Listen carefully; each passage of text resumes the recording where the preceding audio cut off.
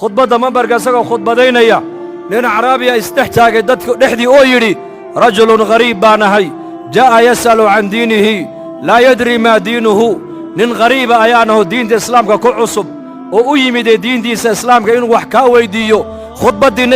khudbaddii jumcada intuu nebigu joojiyey ayuu ka dhaadhaco ninkii halkiibuu ugu tegey kursigii baa la daba qaaday nebiga calayhi salaatu wassalaam mas'alad allii mas'aladduu raba inuu nebiga weyddiiye markuu weyddiiyey uu u dhammaystiray ayuu nebigu soo noqdo khudbaddii buu nebigu dhammaystiray waa mucallim haddaad mucallim tahayna mahalkaagu waa nebi maxamed calayhi salaatu wassalaam mahalulaclaa ciddaad ku dayanayso waa nebi maxamed calayhi salaatu wassalaam haddaad qaa'id ummadeed aad tahayna u fiirsa dulqaadka nebi maxamed calayhi salaatu wassalaam nin reer baadiyo acraabiya ayaa nebigeennoo saxaabadiisu hareeraha ka socdaan gadaal intuu kaga yimidday ayuu cimaamaddii go'i nebiga hunguriga kaga qabtay markaasuu weliba hadal adag ku yidhi xoolaha ilaahay agtaada uu dhigay adiguna ma lihid awowgaa cabdulmutalibna male nasiibuu ka yidhi intuu nebigu qoslay buu ku yidhi siiya buudha 100 halaadoo geela isagana la siiyey xaakim haddaad cid ku ummad taladeeda aad haysid ama magaalo xakum ama waddan xakum ama tuulo xakum ama tala reereed hay cidda aad ku dayanaysa waa nebi maxamed waa mahalulaclaa dhinac walba waxa uu nebigu bashariyadda u yahay mihaalkii u sarreeyey lagu dayanaayey inaad ku daba liibaanta mooyaane ku daba khasaari maysid abadan abadan limaadaa laanna ilaahay baa yidhi wain tutiicuuhu tahtaduu haddaad nebi maxamed aad raacdaan ood ku dayataan waad hanuunteen baa ilaahay yidhi tabaaraka wa tacaala saxaabadu ninka inay gacan ula tegaan bay ku hamiyeen walaakiin nebigu uu dhoolla caddeeyey intuu qoslay saxaabadii cadhadii buu ka baabbi'inayaa markaa buu nebigu saa intuu ege buu qoslo wuxuu ku yidhi war waxa uu doona siiya buu nebigu yidhi kaxeeyo baytalmaalka geeyo oo siiya buu yidhi haniimadii gaalada laga soo qaaday buu nebigu sidaa u qaybinayey kan intaas siiya kan intaas siiya kan intaas siiya nin acraabiyo reer baadiyaa ayaa saxaabada isdhex taagoo qayliyoo yidhi wallaahi qaybtan la qaybiyey lagumana cadaalad falin ilaahay dartiina looma bixin buu yidhi hadalkaa cidda lagu leeyahay waayo waa nebiyullaahi moxamed calayhi salaatu wassalaam bal u fiirso dulqaadka nebigeenna eeg siduu nebigu ummadda iskugu waday eeg qismaddan la qaybiyey laguma cadaalad samaynin ilaahay dartiina loogama jeedo hadalkaa ninka lagu leeyahay maaha shakhsi kale waa nebi maxamed markaa cabdulaahi ibni mascuud radia allaahu canhu ayaa maqlaayey markaasuu nebiga u tegay calayhi salaatu wassalaam markaa buu nebiga u sheegay markaabaa wejigii nebiga ayaa markiiba doorsomoo isbeddilay markaasaa nebigu yidhi hadday ilaahay nebi maxamed cadaaladdu xaggooda ka iman ayaa kaloo cadaalad samayn buu nebigu yidhi soo qabtoo ninkaa xidha nebigu ma odhan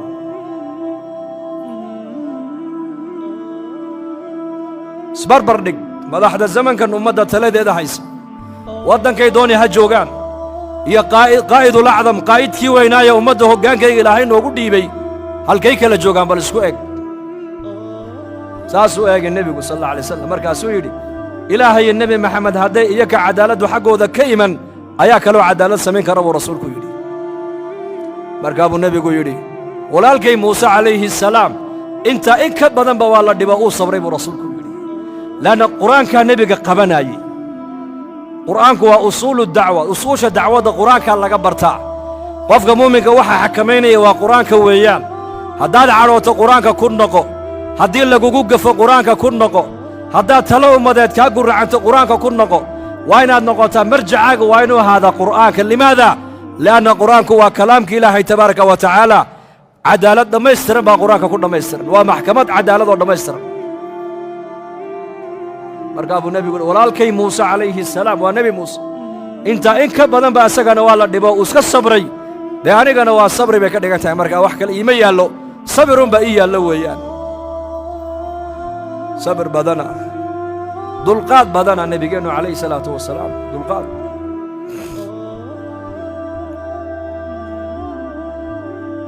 mas'uul isagoo ummad taladeeda haya ka daciifka ka qawiga ka ilaahay adeecaya ka cibaadadiisu naaqiska tahay ka xaqa ilaahay ilaalinaya ka xaqa bini'aadanka weli aan dhammaystirin ka akhlaaqda wanaagsanne ka akhlaaqdiisu ay liidato ka diinta ku fiican ka diinta weli ku dhaqankayga ku fiicnayn intaba nebigeennu calayhi salaatu wasalaam ummaddiisa uu isku waday ra'iisulmunaafiqiin cabdulaahi bnu ubaya bnu salool inankiisii baa nebigeenna u yimid calayhi salaatu wasalaam markii laga soo noqday ghaswat alaxsaab markaasuu yidhi yaa rasuulallah aabbahay munaafiqnimadiisii caddaatay waxaan ka baqayaa aabbahay nin muslima intuu dilo ninkaa muslimka ee saxaabiga aabbahay dilay inay anigana gacan igaga siibato sidaan naar ku galaan ka baqayaa aabbahay kurkiisa anigaa soo goynoo kuu keeniye igu fasax buu ka yidhi aabbihiina waa ra'iisulmunaafiqiin weeyaan markaa buu nebigu yidhi may kugu fasaxi maayo buu ka yidhi waayo la odhan maayo saxaabi baa munaafiq dila la odhan maayo lagu sheekayn maaye waxaa lagu sheekayn saxaabadii muxammed baa islaynayso kurka iska jaraysa adigana waa aabbaha suxbaddiisa wanaaji buu ka yidhi u samafal annagana sharkiisa ilaahay baa naga kaafin doona buu rasuulku ku yidhi muddo yar kadib ninkaa uu dhiman doonaa ra'iisulmunaafiqiin dadna markuu dhinto saxaabigii uu dhalay baa nebiga u iman doona wiilkiisa cabdullaahi baa iman doona oo nebiga ku odhan doona iigu tuko markaa cumar bnu khadaab baa ku odhan doona yaa rasuulallah munaafiqa ha ku tukane daac ilaa salaataljanaasaha qofka lagu tukanayo waa ducayn qofka loo ducaynaya weeyaan markaa buu nebigu ku yidhi cumar waan ku tukaniya iska daa buu ka yidhi markaa buu yidhi yaa rasuulallah ma ninka munaafiqnimadiisu ay caddahay qur-aankuna uu fadeexadeeyey maad ku tukanaysaa markaa buu yidhi yaa cumar aniga khiyaar baa ilaahay ii siiyo waa kii yidhi istakfir lahum aw laa tastakfir lahum in tastakfir lahum 70 maratan falan yakfir allaahu lahum khiyaar baa ilaahay aniga ii siiyo waa ka ilaahay igu leh haddaad doonta u dembi dhaaf dalab oo u ducee weeyaan haddaad doontana haba u ducayn haddaad kuwaa 70 jeer ilaahay aad dembidhaaf u weyddiisana loo dembi dhaafi maayo baa laygu yidhiye khiyaar baa laysiiyo khiyaarkaa horreeyee han ku tukadee cumarow iska kaydaa buu nebigu ku yidhi nebigu waa og yahay ninkaa salaadda nebi maxamed uu ku tukanayo inaysan waxba u taraynin waa og yahay laakiin nebigu ayuu ilaalinayaa wiilkiisa saxaabiga ee jaliilka ee dharaariya habeen nebiga ag taagan ee diinta islaamka difaaceega dhiiggiisa ula diyaara inuu ku bixiyo kaabuu nebigu qalbigiisa dhowrayaa markaa nebigu ummaddiisa uu isku wadaa uu ha ku tukaday nebigu calayhi salaatu wasalaam haddana markaasuu yidhi yaa rasuulallah qabrigiisana noo raaco balkaalayo haddana halkaana nala dul joogso lacalla laga yaabaa duljooggaagaa ilaahay inuugu naxariista aabbahaye markaasuu raacay rasuulku cumar binu khadaab baa nebiga gacanta hor dhigoo yidhi yaa rasuulallah nimanka munaafiqiinta qabuurooga ha tegina ka joog haddaba markaa buu nebigu gacantii cumar iska qaado wuxuu yidhi cumarow khiyaar baa aniga ilaahay ii siiyee khiyaarka ha iga qaadine iska kaydaa buu nebigu ka yidhi cumarow uu tegey qabrigiina nebigu waa kor taagay waa u duceeyey uu ka soo noqday soo noqodku soo noqdaa nebiga qur-aanka ku soo degaaya oo la leeyahay walaa tusalli calaa axadin minhum maata abadan walaa taqum calaa qabrihi innahum kafaruu billaahi wa birasuulihi wamaatuu wahum faasiquuna baa lagu yidhi maanta wixii ka dambaysa baa nebiga lagu yidhi kuwaa munaafiqiinta salaadna kuma tukan kartid oo uma ducayn kartid qabuurtoodana haskor taagin baa nebiga lagu yidhi aayaadka qur'aankee soo degay iyo waxaa iswaafaqay talabixintii cumar binu khadaab uu soo jeediyey maalinka intii ka dambaysay baa la yidhi cumar binu khadaab marka talada uu nebigu saxaabada shuurada uu tala gelinaayo talada cumar binu khadaab uu dhiibtaa nebigu si gaaruu iskaga eegi jiray baa la yidhi limaada imaam suyuuti raximahullah kitaabu taariikh alkhulafaa wuxuu ku sheegay 15 tala bixin oo cumar uu ummadda u soo jeediyey tala ummadeed oo nebi maxamed uu u dhiibtay iyo qur'aankaa iswaafaqay baa lagu yidhi xijaabkaa ka mid a maqaamu ibraahiim baa ka mid a aayaadka munaafiqiinta ka warramaya ayaa ka mid a 15 tala oo cumar uu nebiga u soo jeediyey iyo qur'aankaa iswaafaqay baa la yidhi intaa intay ka dambaysa hadduu cumar tala dhiibto nebigu talada cumar si gaaruu isha ugu hayn jiray baa la yidhi markaa nebigeennu calayhi salaatu wasalaam sidaasuu nebigu ummaddiisa iskugu waday xagga cishradana cishradu waa maxay sidee nebigu reerihiisa ula dhaqmaayey ilaa shakhsi mutakaamil u ahaa nebi maxameda ilaahay baa yidhi wa innaka la calaa khuluqin cadiim jaanib keliya kuma sifoobin xagga cibaadada waa masal xagga akhlaaqda waa masal xagga maamulka waa masal xagga shujaacadda waa masal xagga naxariista waa masal xagga tarbiyadda awlaadda waa masal xagga maaragtaanee deeqsinimada waa masal xagga zuhdiga waa masal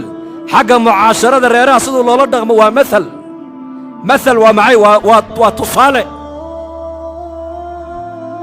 caaisha radia allaahu canha waa la weyddiiyey aqalladiisa nebigu markuu joogo muxuu qaban jiray noo sheeg baa lagu yidhi markaasay tidhi umma almu'miniin caaisha radia allaahu canha waxay tidhi aqalka markuu nebigu joogo wuxuu qaban jiray maynii sheegaa kabta isaga ka gooday buu nebigu iska tulan jiray marada ka dildillaacantina nebigu uu karkaran jiray neefkiisana uu maalan jiray aqalka dhexdeeda adeeg waxaan u baahanayna nebigu waa noo qaban jiray tidhi isagaa noo adeegi jiray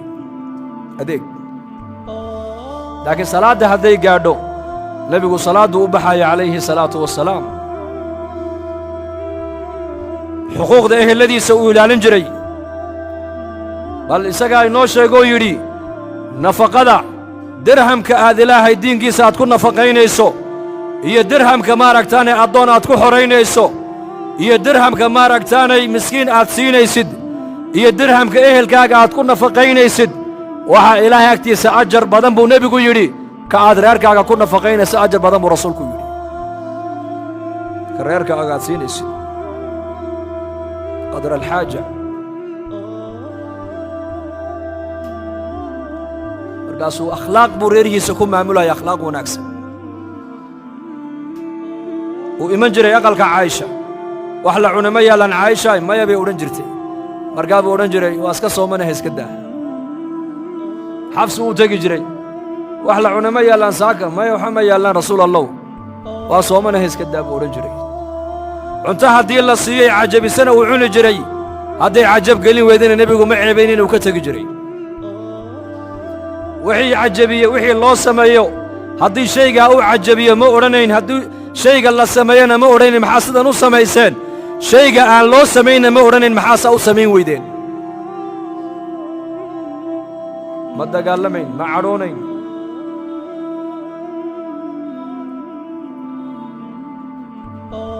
hal mar bay dumarkiisu nebiga ay intay isku yimaadeen yidhaahdeen muu nebigu biilna siiyo masaariif waatan dawladda islaamku dhaqaalo yeelatee